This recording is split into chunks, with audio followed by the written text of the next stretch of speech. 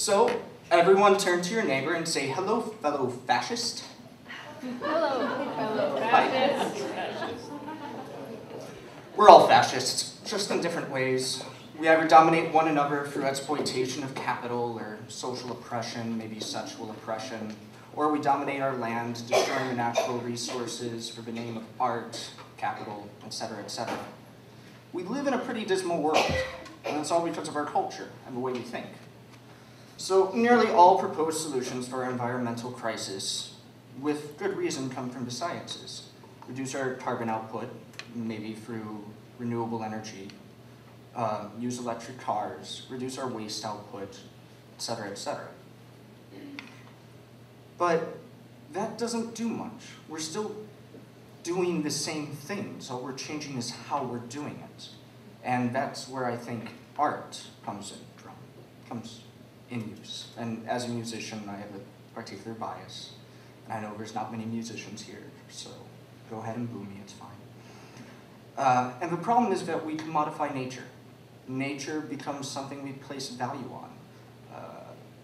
The dehumanization of our waste and other objects and our resulting indifference towards its fate, the growth of consumerism in capitalist society, these are the very causes for these environmental problems, of which cannot be addressed through solar panels and recycling plants. These are merely bandages that fail to change the way we think and have a relationship with nature.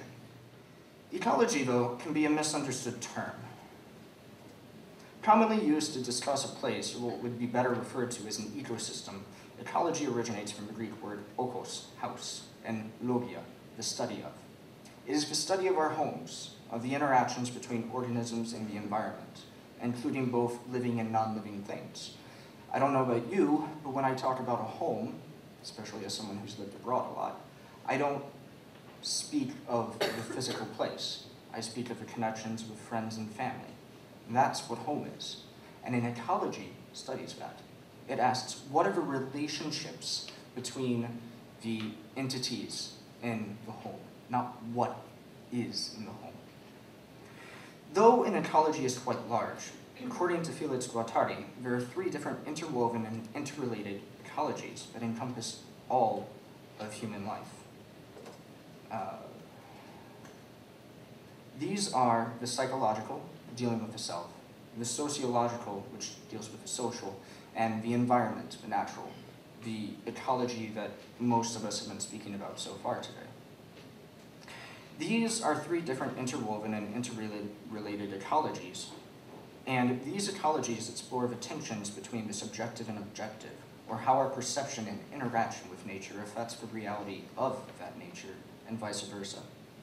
In contrast to popular theories of environmentalism, which are fundamentally preservative and conservative, the conception of environmentalism I endorse, thus, encourages first and foremost a restructuring of our relationship to nature, in the sense that we have a restructured understanding of our relationship with the world around us, being that the self, the social, or the natural world. Though these small changes in how we listen, through these small changes, Scylla's goal is to help teach us how we can relate to our ecologies differently. Though we are here to talk about the environment, where we commonly think of trees and oceans, that is only one ecology of our lives, and all 3 of them are intrinsically linked. It might seem small, but addressing problems like climate change, social isolation, and alienation, sociopathic behavior, and widespread depression and suicide all require a similar solution, changing how we relate to one another, if there is a one another.